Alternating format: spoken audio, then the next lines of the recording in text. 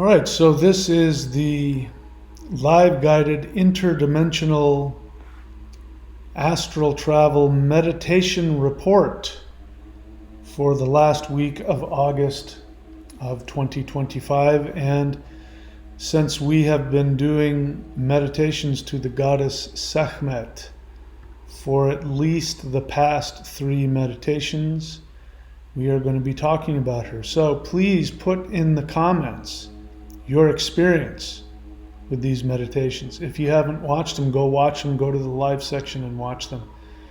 The goddess Sekhmet, I'm going to be talking about her more. I believe that her role in the shifting of planet Earth is, well, I think she's perhaps the most important energy that there is. I'm going to give you another idea of who I think she is in this video, so make sure you watch it, because when you find out who I've come to believe this goddess is, it's going to, well, I find it very interesting. So please put in the comments your experience of the last 2 or 3 meditations, especially write down what happened and what was said. Like, what messages did you get? What energies did you get? What were your experiences of your connection to this amazing, powerful goddess? So let's talk about what happened. I'm going to be sharing when I can figure out a way to do it in a way that's helpful for everybody. But I'm going to be sharing with you what the Pleiadians have told me about my personal history and relationship with this goddess. As it turns out, I have a very personal interaction with her, but I'm not ready to share some of those details because they're very personal. But yeah, and we'll talk it before the end of this video, and I'll tell you who I think she is in terms of some things we've been talking about. So what do I remember of these meditations? So astrologically, what is happening is that Ketu, the south node of the moon, and the sun are becoming conjunct in the sign of Leo. So what does that mean? It means that the portal to the higher dimensions, which is Ketu. For us in the 3rd dimension, if you run into Ketu, you will think you've run into the god of death, because Ketu takes you out of this world into the next. So if you're attached to the 3rd dimension, Ketu, you experience Ketu as death. And whatever Ketu is associated with in your chart, it can mean a tremendous spiritual blessing, but it can also mean that you're unable to get any earthly benefit out of it. So in some cases, when Ketu is conjunct the planet Venus, which is associated with romantic love, people, not every time, so doesn't mean if you have this is what's going to happen to you, but I've seen it in some charts. If Venus and Ketu are conjunct, it means that they can't have any like romantic relationships. This is a great setup for a monk. But Ketu, under the right circumstances, can give you the greatest blessing, make you incredibly powerful. Mostly what Ketu wants to do is to open up the portal to higher dimensions, to the other world. So it makes you very spiritual, very powerful. Ketu himself would be associated with a shaman, meaning somebody who channels deities and powers, as opposed to, say, a psychic. That would be Rahu. Rahu can give you psychic abilities, but that seeing something and predicting something isn't the same as channeling. Channelers usually don't know what it is they're channeling half the time. Their physical body becomes a portal for for the gods. So this is the power that is associated right now, becoming conjunct with the sun. We have a solar eclipse coming up soon, which will be when Ketu and sun become completely conjunct. Ketu will block out the sun, and that is a very, very powerful thing if you're doing energy work. So if you're not doing some kind of spiritual practice, then the eclipses can make you feel like you're disconnected from your soul. It can be very challenging. It can be really difficult.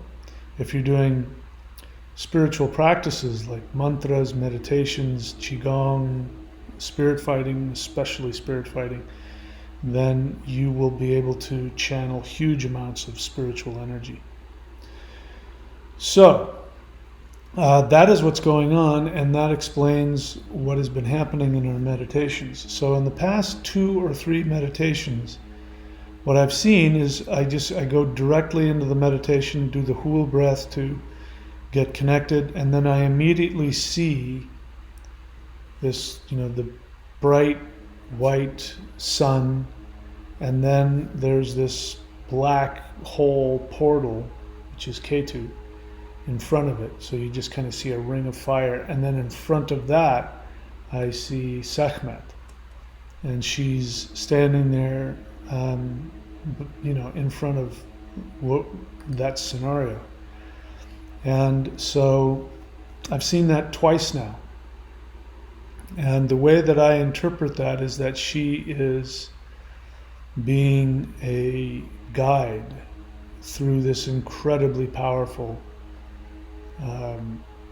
astrological scenario. It also tells me, Ketu conjunct the sun in Leo. It means that that there's. It could mean a lot of things. It could mean, and I'm not predicting anything. It could mean the death of a king, a ruler. It certainly, I think it means a forced revelation of truth about the elites, about a ruler or about certain rulers. So, there might be a very powerful world leader who will be exposed in a very challenging way. So I won't make any predictions on who, but I think that's a possibility. I'm okay if it doesn't happen that way. But those, at the very least, what it means is that it's going to create a revelation, an exposition of the truth that's been hidden. So what's been happening for me, because I am a Leo, Vedic astrology, and so this is very powerful for me. So for me, what I've been experiencing is, it feels to me as though Sekhmet is, guiding me deep into the power of the sun, and when we go through the portal, which we've done the past few times, she's there, and we go through her into this portal that isn't going through the sun, it goes beyond the sun, and it goes into like the birthplace of the sun, and I experience us going to this even brighter than bright light. Now, to be honest, I don't remember what happens when we get there. I believe there's been communications, and I know there's been we've been asked to think about our perfect reality, and also our perfect identity. Who are we, and who would we like ourselves to be, and what kind of, I think in this last one, what blocks did you want to get rid of? And so these are very transformative for me, and I'm, this is the day after, and usually the day after these meditations, I'm not, I'm not all that functional because it's so transformative, and I feel like a big chunk of my third dimensional self dies, which is perfectly fine. I'm happy to do that. I'm ready to leave this world and go to the next one right now. So, but let me now tell you what I believe this beautiful goddess is. So according to the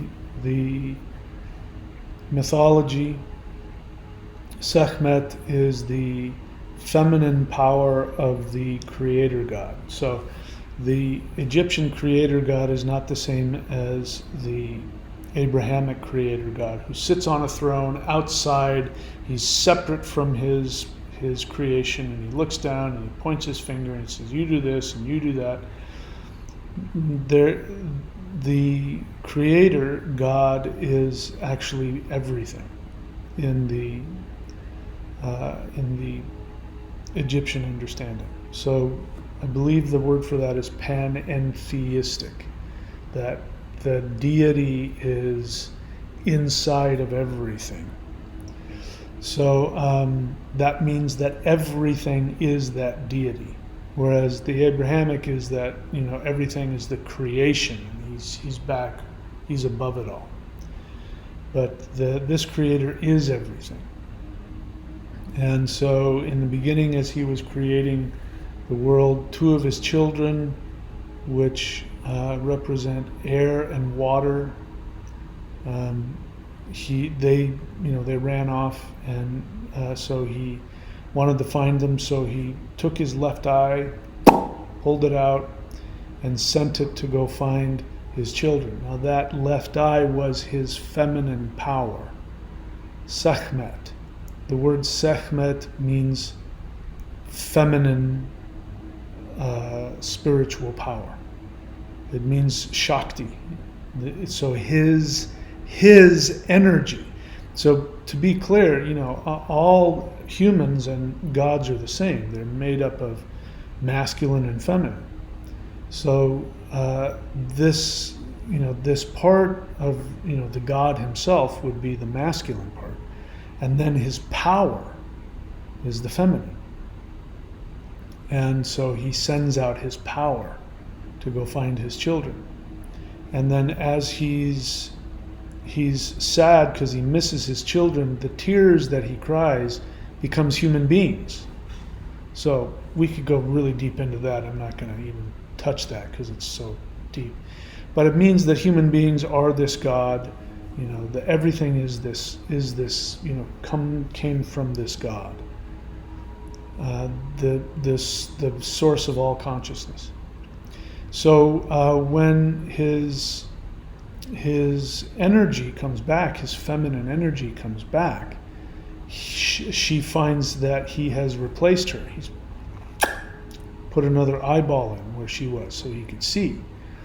And that was very traumatizing to her because she was so connected to him. I mean, she was his energy. She came from him.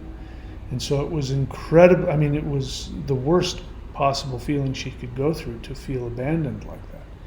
So what he did is he turned her into a cobra and placed her on his third eye, which of course is more important, his spiritual eye. And it also means that the third eye, this is like Shiva, when Shiva opens up his third eye, you better not be in the way of that. If he opens up his third eye and he's looking at you, you're toast. The reason why Ganesha is a human with an elephant head is because the actual original being, Ganesha, was a boy that was created by Shakti, created by Parvati. And when he came back from his meditation, Ganesha, Parvati said, I'm going to take a bath, don't let anybody in. So he's standing in front of the house, and here comes Shiva trying to get into his house, and he says, you can't go in. He goes, but it's my house. He goes, I've never seen you before, I don't know you.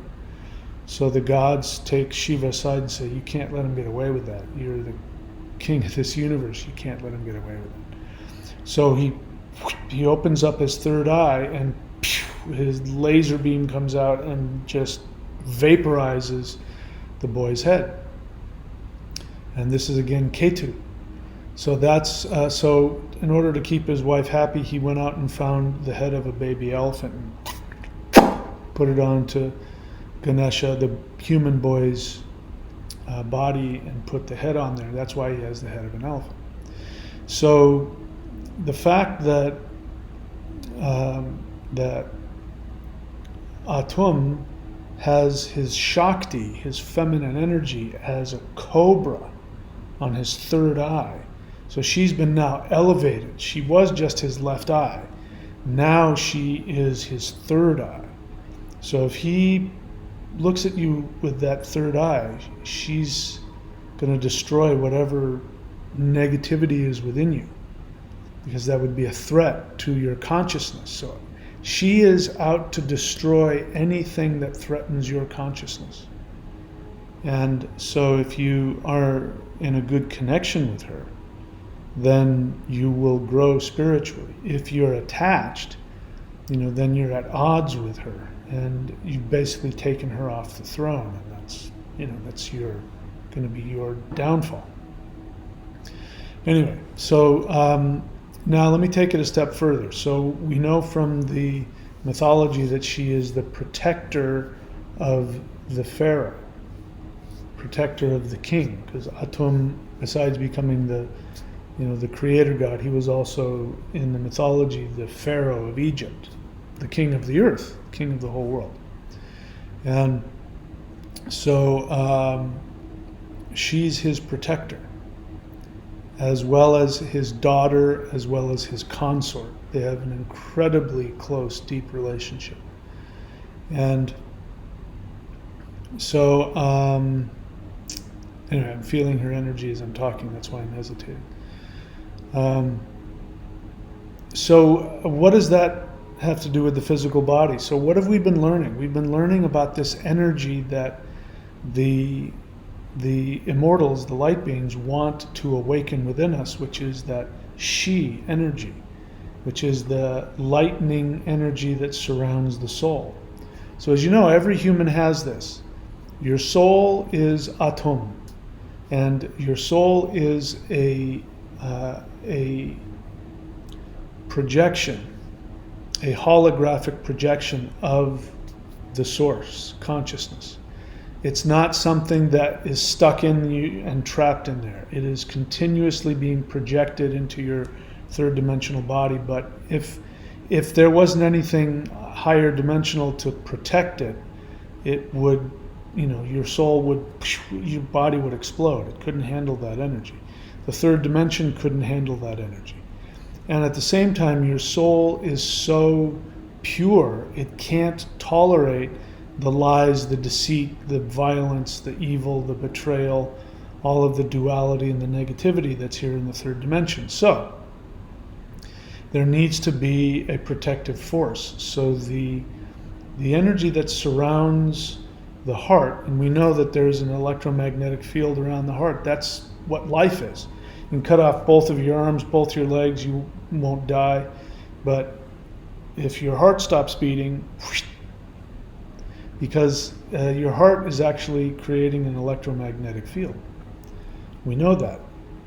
But spiritually, there's a much more powerful field that surrounds that. It's called the Shin Bao, and it means the heart protector. And it protects literally the soul. The soul is the king. So here we have the exact same setup. We have the emperor, which is the soul. And it has a masculine energy. It's Shen in Chinese, Shen, and it means spirit, but it means your soul, but it's a masculine energy. But surrounding it is this feminine lightning energy, this energy of the Shi.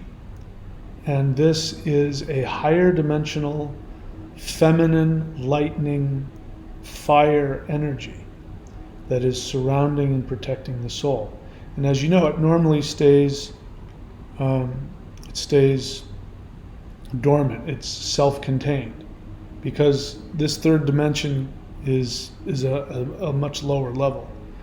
But as you know, the Maoshan spirit fighting, as well as the summoning the immortals and the celestial qigong, this awakens this Shi power, and then it's you flip on a switch and it's now released out through the body. So this is why you're able to release this incredibly powerful energy, so powerful you can fight demons with your bare hands.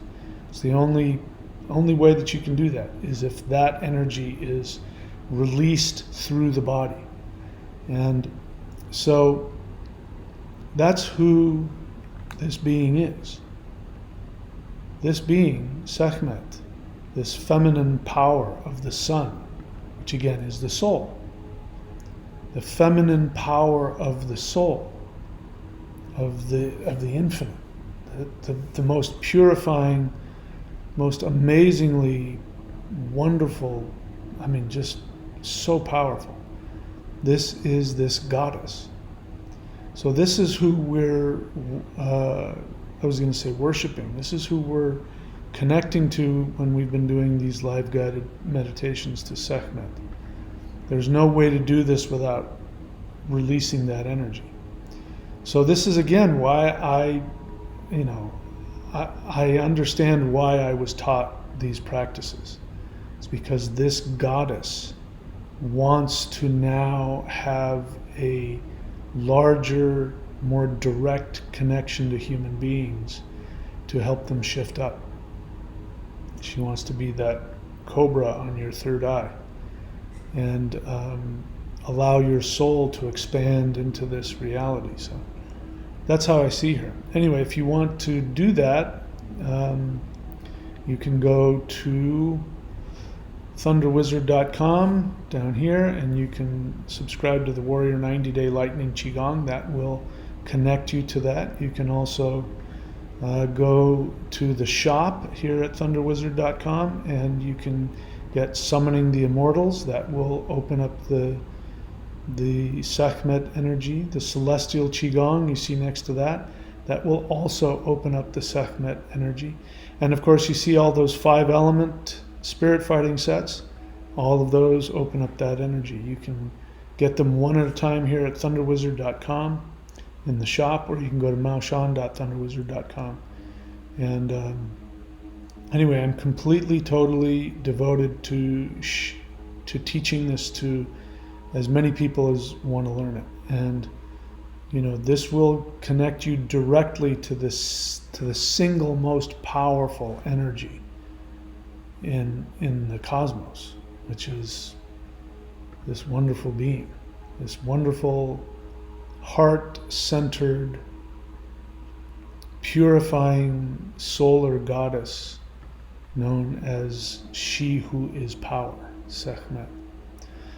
Okay, so I'm going to keep doing these meditations to her. I love it. I have a personal connection with her, and so I'm happy to do it, and she enjoys it very much. And I can tell you that the love that she has for every single human is off the charts. When I've spoken with her and I've asked her to tell me, how do you see me? She says, you couldn't tolerate it. The way that the love that I have for you is so immense, you wouldn't be able to survive, as a human if you saw it. And since every single person has her surrounding their heart, their soul, this love is there for you. And so I'm going to keep working with her and doing these meditations to her. I'm happy to change, do other stuff, but I'm sure we'll keep coming back to her more and more often. All right, so again, these are every Wednesday and Saturday, the live guided InterDimensional meditation. Every Wednesday and Saturday, 8:30 p.m., live streamed, free for everybody. And that's it. Hope you guys are doing well. Please be very good to yourselves. I love you all. And I will see you all very soon.